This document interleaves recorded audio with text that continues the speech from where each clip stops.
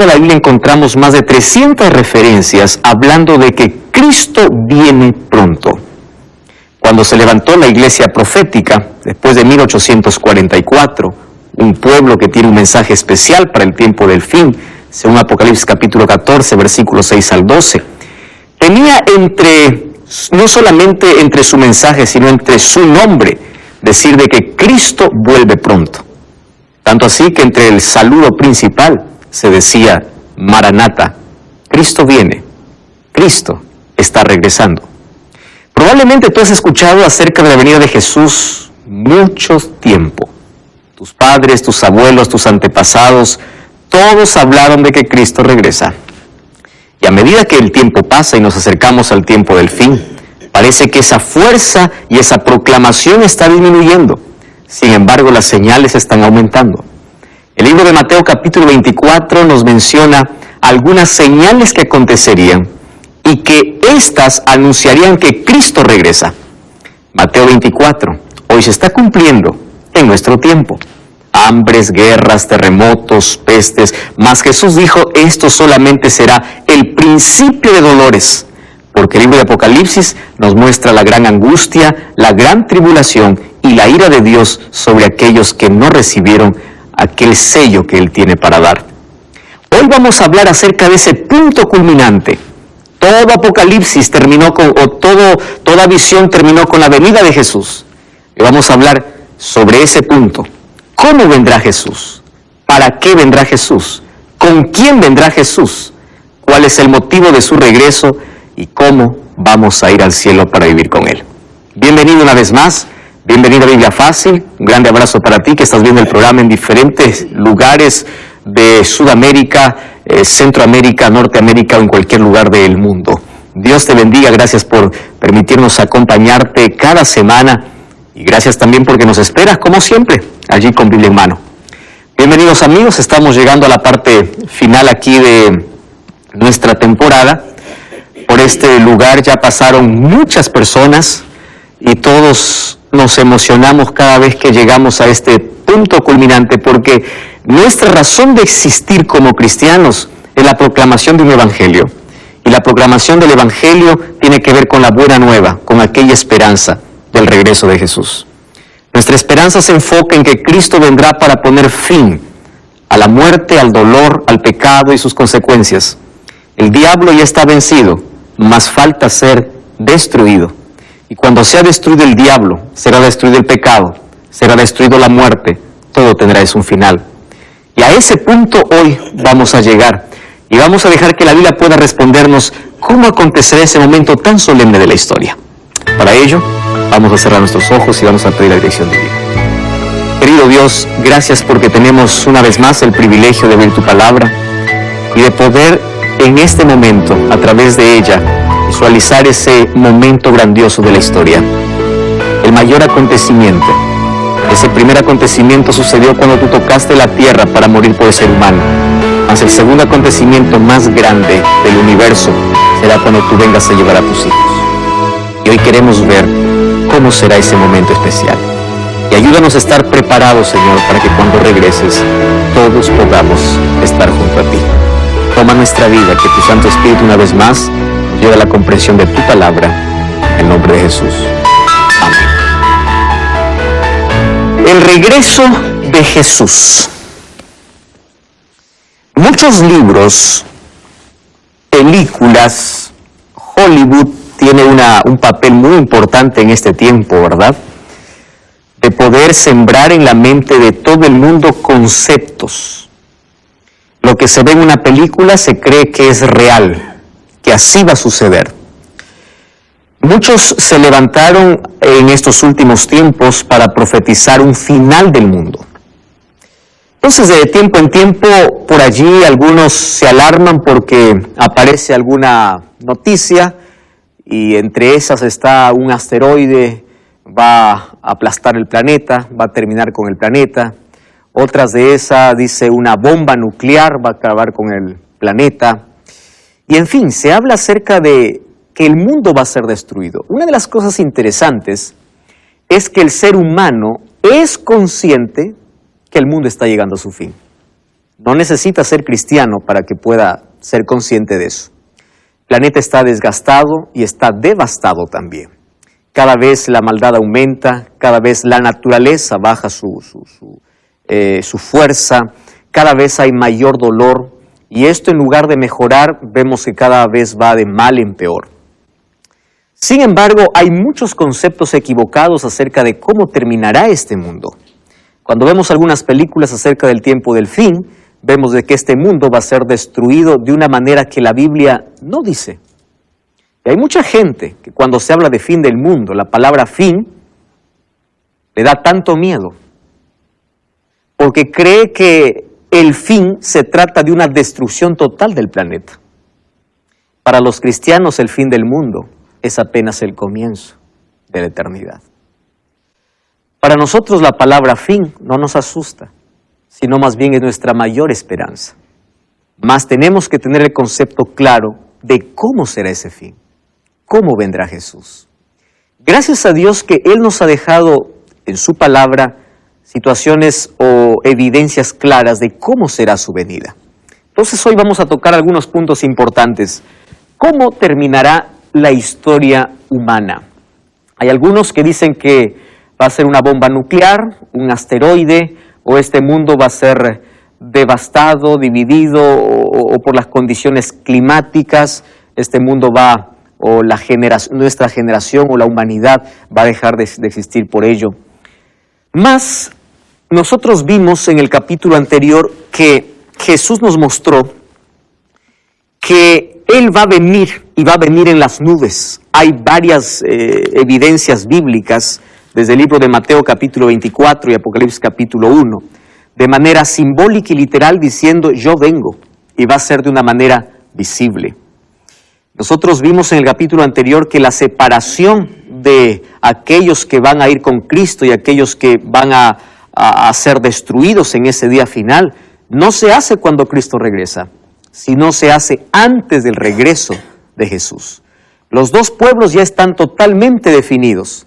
¿Recuerdan ustedes allí lo que vimos en Apocalipsis 19 sobre las dos cosechas? La cosecha se realizó. Entonces solamente Cristo viene para llevar el trigo al granero, ¿verdad?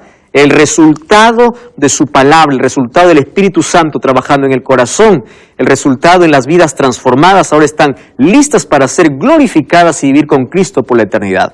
Sin embargo, también el resultado, el rechazo a esa palabra, el rechazo a la voz del Espíritu Santo, hizo que otros puedan sufrir el castigo de la ira divina. Pero eso no es todo, porque aún hay más. Habrá una destrucción final que aún espera. Algunos relacionan la venida de Jesús como un día de terror, porque piensan que cuando Cristo regrese, va a caer fuego y azufre del cielo. Entonces hay algunos que tienen tanto terror y miedo cuando se habla de fin, dice, ese día va a haber fuego, va a haber azufre ese día. Cuando la Biblia nos dice que la venida de Cristo no será de esa manera. Van a haber algunos fenómenos naturales, es verdad, pero la venida de Cristo será un día donde habrá dos emociones. Y esas dos emociones fuertes son, por un lado, el pueblo de Dios gritando de alegría. El libro de Isaías dice que en ese día, hace la comparación allí a las ovejas cuando salen del redil, o a los cabritos cuando empiezan a saltar. Dice, saltaré y estaréis alegres. Y allí también dice que todos aquellos que están preparados para ese momento dirán, este es nuestro Dios, le hemos esperado y Él nos salvará.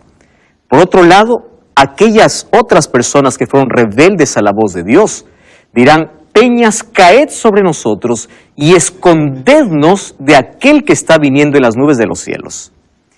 ¿Por qué esas personas dicen escondednos de aquel que está viniendo? Porque aquel que está viniendo es alguien que ellos conocen. Rechazaron toda su vida. Ellos saben que aquel que está viniendo, toda su vida estuvo pendiente de ellos. Y ellos siempre lo rechazaron. Ahora, en ese contexto, nosotros vamos a ver cómo vendrá Jesús. Si bien es cierto, la venida de Jesús es una de las doctrinas centrales de toda la Biblia, tenemos de Génesis al Apocalipsis por lo menos dos temas fundamentales. Es la gracia de Dios, la manera como se salva el hombre, y cómo lo restaura por completo del pecado. Primero, con su muerte en la cruz, Él nos liberta del pecado, de la condenación del pecado. Sin embargo, con la segunda venida, ahora empieza a recoger aquellos frutos del sacrificio que Él hizo en la cruz en aquellos que aceptaron su muerte. Entonces, en la Biblia encontramos que este es un tema central, en Apocalipsis también. Nosotros vimos que las 7 iglesias, la séptima iglesia termina con la venida de Jesús, los 7 sellos, el séptimo sello y la venida de Jesús, las 7 trompetas, la séptima trompeta y la venida de Jesús, los círculos de 7 en la séptima plaga y la venida de Jesús. Todos los círculos de 7 hablan acerca del regreso de Jesús. Entonces, todo el libro nos lleva hacia ese punto culminante. Y ese punto culminante es la venida de Jesús. La pregunta que podemos hacernos aquí es, ¿cómo va a venir Jesús? Existen entonces en el mundo cristiano muchas creencias, ¿verdad? Y muchos argumentos de cómo será esa venida. Por ejemplo, el argumento más popular es que Cristo robará a su pueblo. Y ese argumento se basa, o hay una palabra especial para esa, es el arrebatamiento secreto. Ahora, ¿la Biblia nos habla acerca de un arrebatamiento? Claro que sí. Pero si ahora vamos a ver el libro de 1 Tesalonicenses capítulo 4, el arrebatamiento que la Biblia menciona no será secreto, sino será glorioso. El arrebatamiento será visible. Vamos a ver si Dios realmente va a robar a su iglesia o qué cosa dijo de cómo sería su venida. Respondamos a la primera pregunta. ¿La venida de Jesús será secreta? Vamos a analizar solamente algunos de estos textos que yo coloqué aquí. El primer texto es Apocalipsis 1:7. Allí Juan está presentando su libro y la introducción de su libro, vean que no es simbólico. La introducción es literal, ¿correcto? Por ejemplo, la revelación de Jesucristo. ¿Jesucristo es simbólico? No, literal, es Jesucristo. ¿Revelación es simbólico? No es simbólico, es literal. Dice allí, Él me mandó a escribir las cosas que han de suceder pronto. Miren el versículo 3. Bienaventurado el que lee, el que oye las palabras de esta profecía y guarda las cosas. ¿Ahí hay alguna cosa simbólica? No. Leer no es simbólico, es literal. Guardar no es simbólico, es literal. Guardar es comprender y poder hacerlo en nuestra vida. Aquí no hay cosas para poder nosotros decir esto es un simbolismo que representa otra cosa. Es decir, cuando Juan empieza a escribir el libro, lo escribe en sus propias palabras. La revelación simbólica aparece recién desde cuando Dios se muestra y le dice, escribe, o desde la revelación de Jesucristo a Juan. Y entonces los primeros versículos encontramos que literal, Juan a las 7 iglesias, el versículo 4, las 7 iglesias, ¿qué cosa eran? Literales, 7 iglesias de Asia. ¿Qué más encontramos? Gracia y paz. ¿La gracia es simbólica? No, gracia es gracia. Paz es paz, la paz que viene del cielo. Ahora fíjense, el tema que coloca dice, he aquí viene con las nubes y todo ojo lo verá. Solo que hay una palabra interesante que nosotros necesitamos conocer aquí. Y dice, y los que lo traspasaron, o aquellos que le traspasaron, y todos los linajes de la tierra harán lamentación por él. Sí, amén. Vamos al libro de Mateo capítulo 26, versículo 64. Mateo capítulo 26, versículo 64. Mateo 26, 64, dice así. Vamos a leer desde el versículo 63. Mas Jesús callaba, entonces el sumo sacerdote le dijo, te conjuro por el Dios viviente que nos digas si tú eres el Cristo, el Hijo de Dios. Y Jesús le dijo, tú lo has dicho. Y además os digo, no solamente dio una respuesta, añadió además. ¿Qué cosa dijo? Desde ahora ustedes verán al Hijo del Hombre sentado a la diestra del poder de Dios. ¿Y qué más dice? Y viniendo en las nubes del cielo. ¿Jesús estaba hablando aquí de algún asunto simbólico? No. le está dando una respuesta. Y le dice, además, quiero que sepas que vas a ver que viene el Hijo del Hombre, ¿en qué? En las nubes del cielo. Apocalipsis 1:7 dice, he aquí viene ¿cómo? En las nubes. ¿De qué momento está hablando? De ese momento, de su segunda venida. Ahora, el libro de Daniel capítulo 12, versículo 2 dice que habrá una resurrección especial. Fíjense, Daniel capítulo 12, versículo 2. Dice así, muchos de los que duermen en el polvo de la tierra serán despertados, porque la muerte es considerado como un sueño, recuerden. Ahora dice, unos para vida eterna y otros para vergüenza y confusión perpetua. Ese grupo que es despertado y que resucita para vergüenza y confusión perpetua, ¿quiénes son? Aquellos que crucificaron a Cristo y verán a Cristo regresar. Sin embargo, la evidencia más clara de que la venida de Jesús no será secreta, sino será literal, está en Hechos capítulo 1. Vamos a Hechos. Hechos capítulo 1. Esta es la evidencia más clara para poder responder esta primera pregunta. Hechos capítulo 1, versículo 11. Lo que yo estoy leyendo no son libros proféticos, ¿correcto? No son libros proféticos, y entonces aquí no se debe tomar como un simbolismo. Hechos 1:11. Dice así, vamos desde el versículo 10, ¿está bien? Entonces, habiendo dicho estas cosas, viéndolo ellos, ¿de quién está hablando? De los discípulos. Fue alzado. ¿Quiénes estaban viendo? Los discípulos. Fue alzado y lo recibió una nube que lo ocultó de sus ojos. ¿Qué cosa dice más el versículo 10? Ellos estaban con los ojos puestos en el cielo, entre tanto que Él se iba. ¿De qué momento está hablando? De la ascensión de Jesús. Y se pusieron junto a ellos 2 varones con vestiduras blancas, los cuales le dijeron. ¿Qué cosa le dijeron? Varones galileos, ¿qué hacen mirando al cielo? Ahora, presten atención allí el texto, que dice, este mismo Jesús, que ha sido tomado de entre vosotros, así vendrá como lo habéis visto ir al cielo. Yo les hago una pregunta. ¿Jesús fue al cielo de manera literal o de manera simbólica? Literal.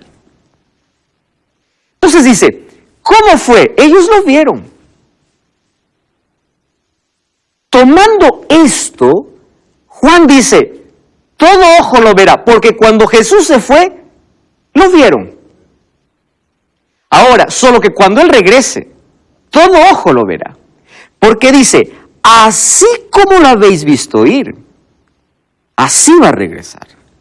Entonces, no existe manera de que nosotros podamos pensar de que Jesús vendrá o va a tener dos venidas. Algunos piensan que hay 3, 4 venidas, ¿verdad? Viene la primera y roba a su pueblo. La venida de Jesús es gloriosa, es literal. Viene con las nubes y todo ojo lo verá. Jesús se fue de manera literal, viene de manera literal. No se fue en espíritu. Sí, Nancy. Quería saber sobre ese todo ojo le verá. Si es simbólico o literal. ¿De qué manera es? Porque yo ya escuché personas decir que a través de la internet lo veríamos. Nancy, Jesús nos alertó sobre falsos cristos. Mateo capítulo 24. Y dijo lo siguiente. Cuando ustedes escuchen, está el Cristo allá, no lo creáis. ¿Por qué? Vamos a llegar a ese texto, más voy a adelantar un poquito. Como relámpago que sale del este y se muestra hacia el oeste, así será la venida del Hijo del Hombre. Préstame atención a lo que te voy a decir. La venida de Cristo es literal y es gloriosa. Solo que aquí hay algo que nosotros no podemos entender. ¿Cuál es?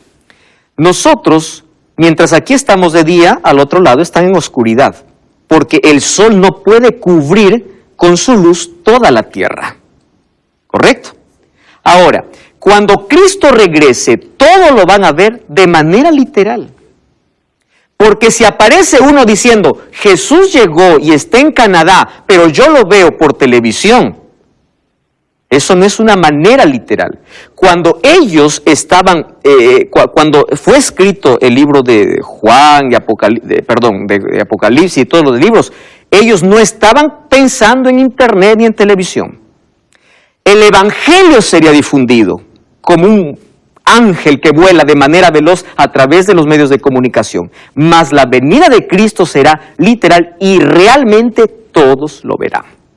Pero vamos a avanzar aquí, ¿correcto? Mírenme. Mateo 24 habla acerca de señales de la venida de Cristo. Me encanta aquí cómo primero Jesús da una respuesta a sus discípulos, hablando acerca, en primer lugar, de la destrucción de Jerusalén, pero luego también acerca de las señales que antecederán a su venida. Mateo capítulo 24, versículo 27. Vamos ahí al versículo 26, desde el 26. Dice así que si os dicen, mirad, aquí lo que estaba diciendo Nancy, está ahí en el desierto, no salgáis. O está ahí en el canal 9, no lo veáis. O allí se publicó en internet que Cristo viene, no creáis. No lo creáis. Jesús advirtió sobre esto. Versículo 27, porque igual que relámpago sale del oriente y se muestra hacia el occidente, está hablando de una totalidad. Oriente y occidente, ¿qué cosas son? Polos totalmente opuestos. Y dice así será la venida del Hijo del Hombre. ¿Correcto? Así. Está hablando de manera simbólica Cristo. Vamos a ver algunos otros asuntos importantes. Entonces, pastor, ¿cómo comprender? Hay varias personas que por allí han tomado un texto, ¿verdad? Vamos a ver a Mateo capítulo 24, versículo 40. Miren, Mateo 24, 40. Jesús está hablando de su venida, ¿correcto? Hasta ahí todos estamos bien, que será literal. Dice el versículo 40. Entonces dos estarán en el campo, uno será tomado y el otro será dejado. ¿Correcto? Dos mujeres estarán moliendo en un molino, una será tomada y la otra será dejada. Dice, entonces aquí está. Jesús, dos estarán durmiendo en una cama y de pronto despierta. Ya no está, no amaneció. Jesús se lo robó. Miren de qué está hablando Jesús. Versículo 42. No está diciendo que él robará a su pueblo. Versículo 42 dice, velad porque no sabéis la hora. ¿Qué cosa quiere decir? No importa si hay una familia de 7 miembros, no todos están preparados. De los 7, no quiere decir que el Hijo se salvará por la fe del Padre, el Padre salvará. No. Uno será tomado y otro será dejado. ¿En qué contexto está hablando? En el contexto de preparación. ¿Correcto? ¿Por qué? Porque Jesús ya dijo la manera cómo vendría. Entonces dice, no te garantiza que el hecho que tú vivas con un cristiano, mi padre, por la fe de él yo me salvo. No, cada uno. No importa si están juntos. La preparación es totalmente individual. Sí, Pablo. El propio libro de Pedro, ¿no? No me acuerdo si primero o segundo de Pedro habla de eso. Sí. Que la venida del Señor será como ladrón en la noche, pero ¿para quiénes? Para los que no están atentos a las profecías. Exacto. Pero ahí dice, porque uno dice, entonces vendrá como ladrón en la noche. Depende, ¿para los salvos o para los perdidos? Porque para los salvos no vendrá como ladrón en la noche. Ellos saben. Gracias, Pablo. Muchas gracias. Exacto, segunda de Pedro. Ahora, ¿qué aporte maravilloso? Prepárate. Claro, los cristianos, como ven las señales, saben en qué tiempo viven y saben qué cosa está sucediendo. Exacto. Ahora, ¿qué cosa más podemos comprender acerca de esa venida? ¿Con quién vendrá Jesús? ¿Saben? Hablando nuevamente acerca de las bodas, ¿no? Los matrimonios. Yo sé que con el tiempo han ido agregándose muchas cosas. Hay bodas y bodas que hoy podemos ver. Mas me gusta siempre aquel cortejo, me gusta aquel grupo que se prepara siempre para poder acompañar al novio o a la novia, ¿verdad? y esa fiesta que se arma en toda boda. Ahora, la novia dice que está preparada, ¿correcto? Y miren, Mateo capítulo 25, versículo 31, dice que Jesús no viene solo. Cuando habla de la novia está hablando de todos los miembros que integran a la novia. Capítulo 25, versículo 31, miren lo que dice así. Cuando el Hijo del Hombre venga en su gloria, la gloria no se puede ocultar. Dice así, todos los santos ángeles con Él se sentarán en su trono de gloria. ¿Con quién viene Cristo? Con todos los ángeles. Ustedes recuerdan que en el séptimo sello, hubo silencio como de media hora en el cielo. ¿Recuerdan ustedes esa expresión?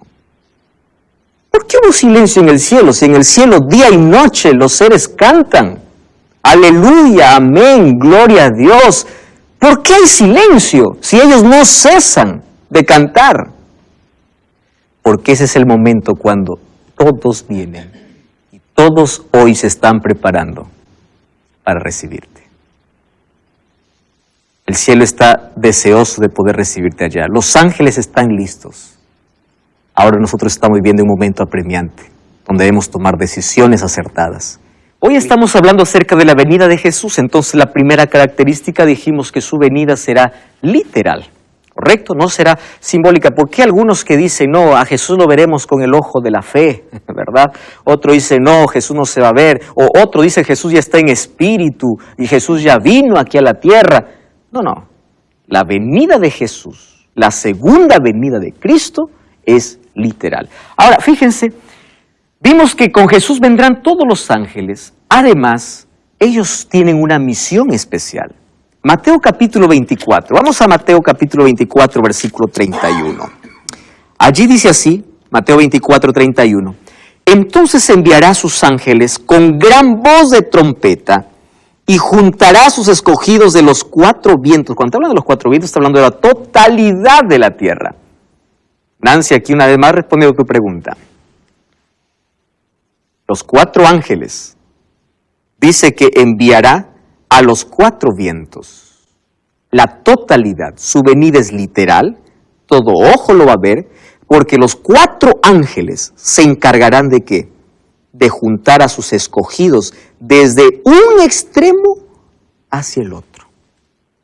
No es que nadie me avisa que Cristo está por allá. Por eso, la misión de los ángeles, incluso aquí, es de poder reunir a las familias. Yo sé que todos los que estamos aquí tenemos un ser que ya no está con nosotros, un ser querido, ¿verdad?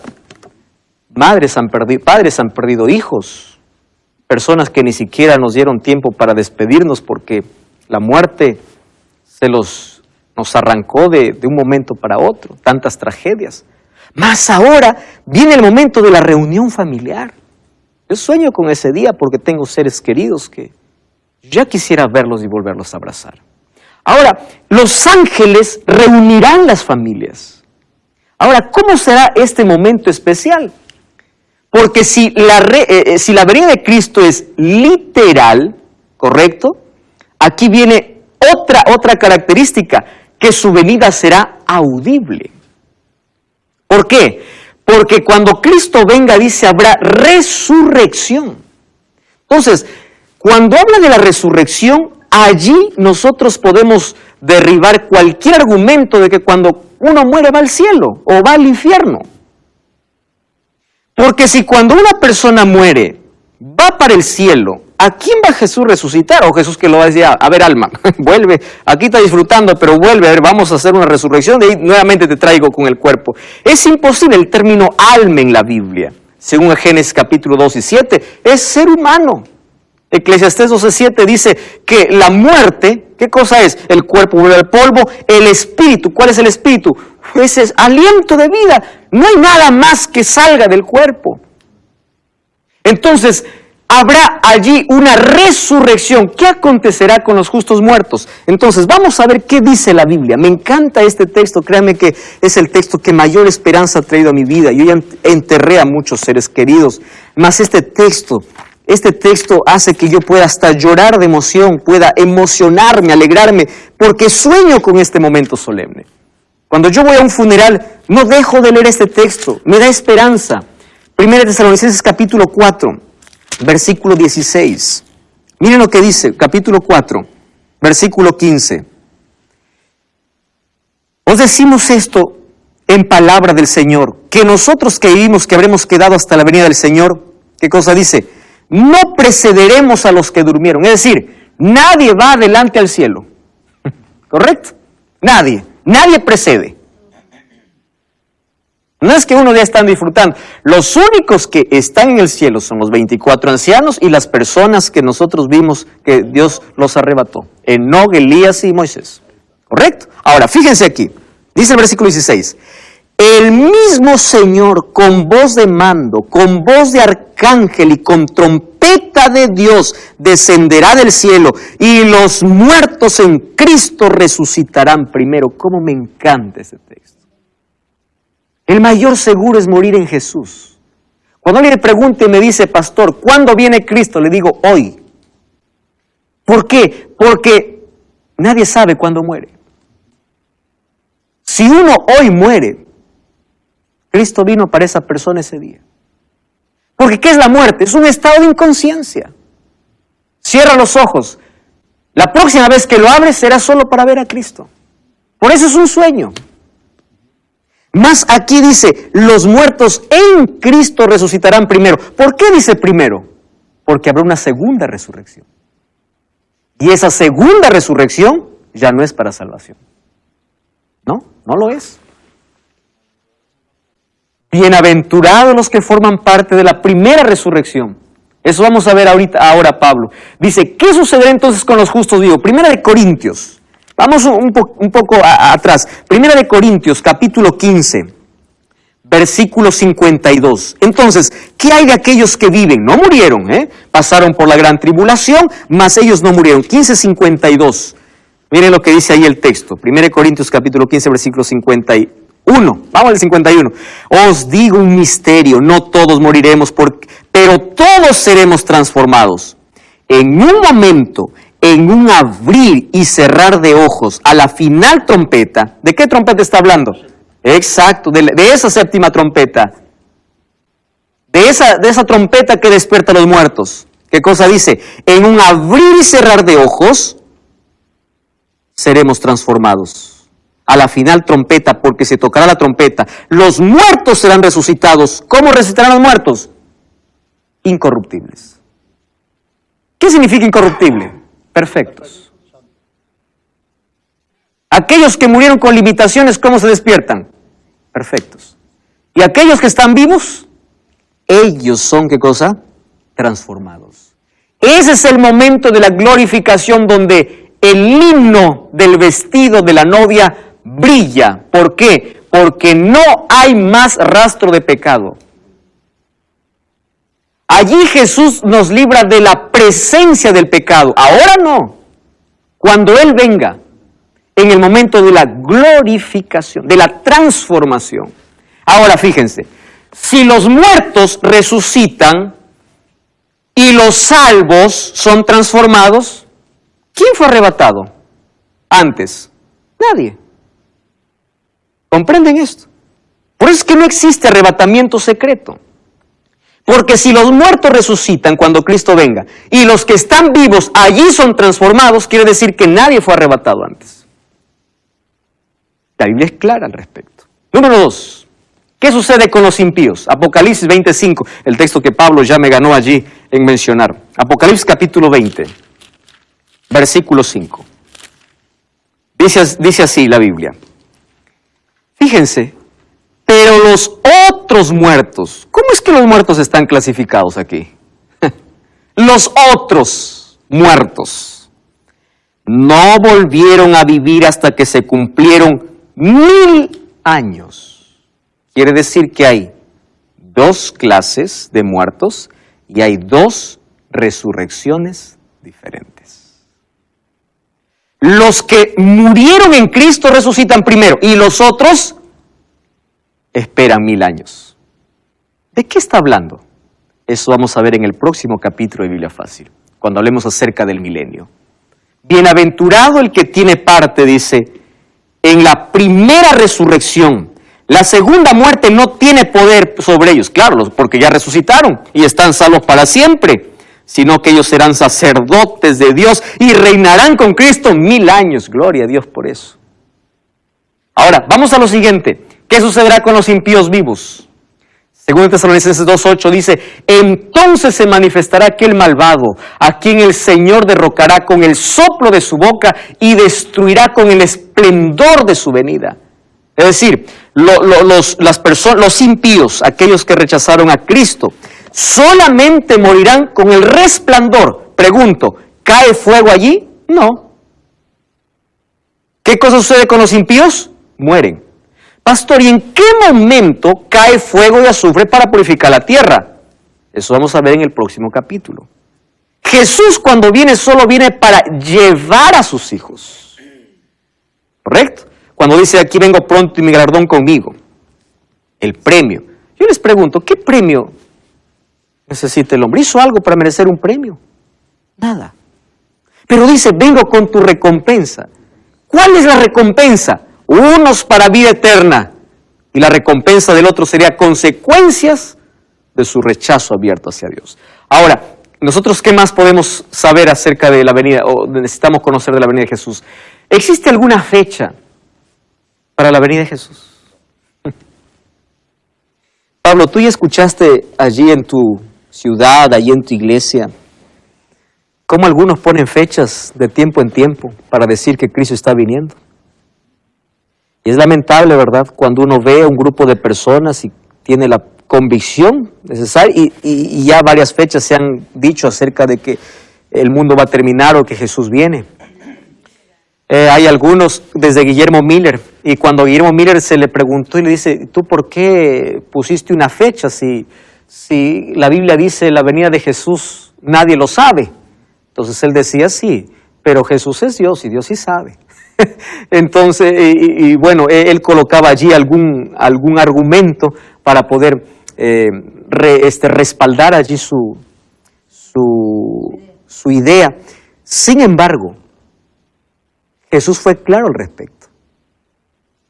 Mateo 24:36 dice, pero el día y la hora nadie lo sabe, ni aun los ángeles en el cielo. Es decir, esto es el asunto más secreto celestial.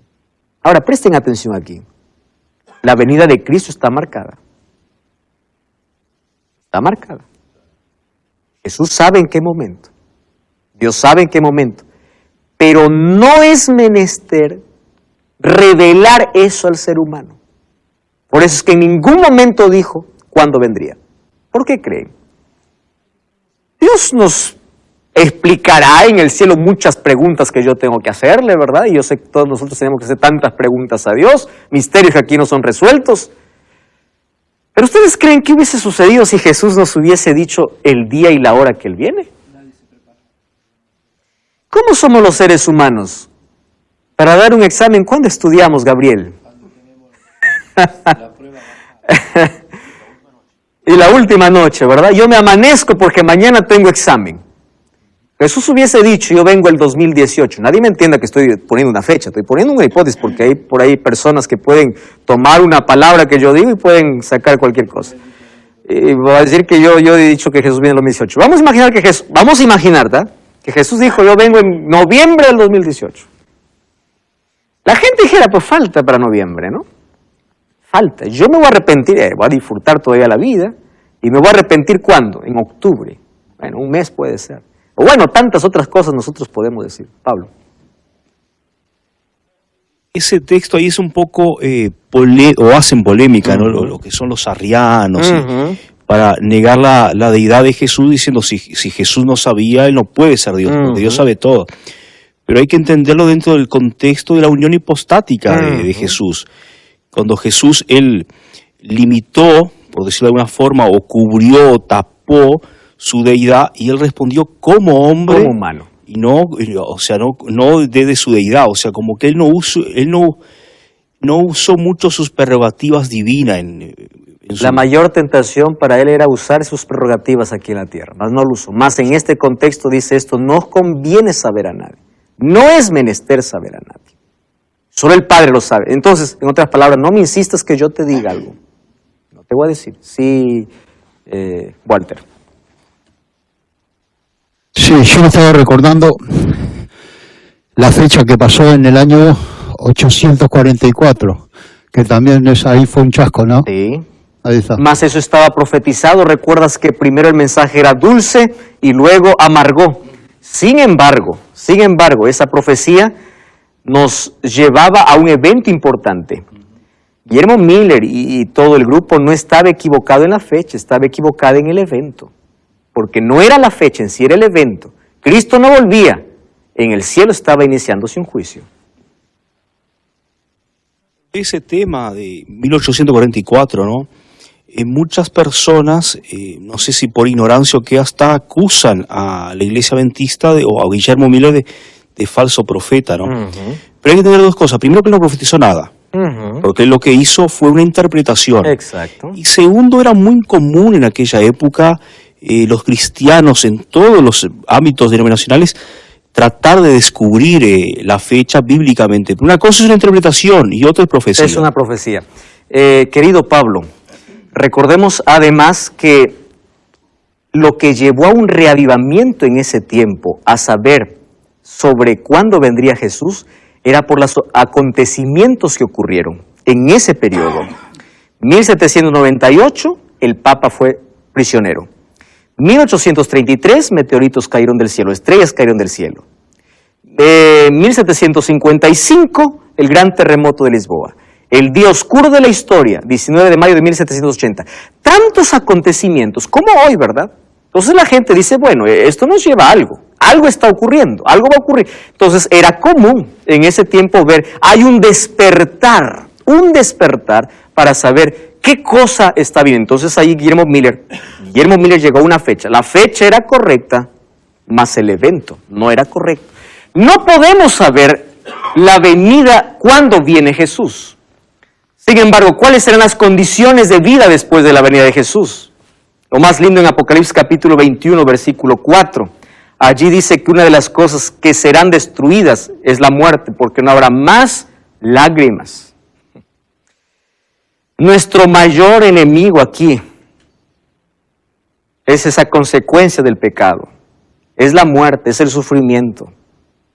Ya no existirá más, todo cambiará. La venida de Cristo pondrá punto final a la historia de pecado y de este planeta. Ahora, el momento glorioso de esa venida está aproximándose.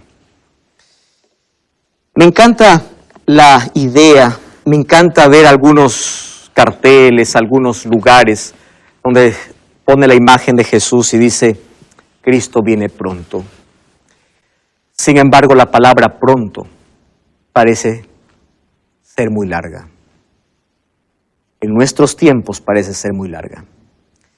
Por eso que el libro de Segunda de Pedro responde y dice, no piensen que Cristo se está demorando. Sin embargo, yo quiero que ustedes puedan reflexionar en algo que Jesús mencionó. ¿Recuerdan ustedes la parábola de las 10 vírgenes? Hay una expresión que Jesús dijo. Claro, era una parábola. Más de allí, nosotros extraemos lecciones espirituales. Y esa parábola está hablando justo del momento del cierre de gracia en el cielo. Porque cuando se cerró la puerta, entonces nadie más pudo entrar.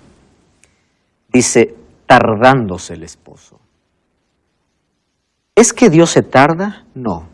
El ser humano lo entiende como tardanza. Somos nosotros los que lo entendemos así. Entonces, cuando el ser humano piensa que se tarda, todas empezaron a dormir. Ese es el mayor peligro. ¿Cuándo viene? Pronto. ¿Estás preparado? No. Pero si yo viviera diciendo, Jesús viene hoy, y hoy es mi último día, y si viene Jesús hoy, yo estoy preparado para ir al cielo, entonces nuestra vida sería diferente. Gabriel. Sí, una de las cosas que últimamente se escucha, no sé si últimamente, pero siempre que se toca ese tema, hay algunos que te dicen, Eso ya lo escuché desde que nací, me dicen que Cristo vuelve, pero no vuelve nunca. Exacto. Entonces yo ahí veo que es una cuestión de que el ser humano tiene que individualmente entenderlo y prepararse, porque ahí da la respuesta que todavía no estamos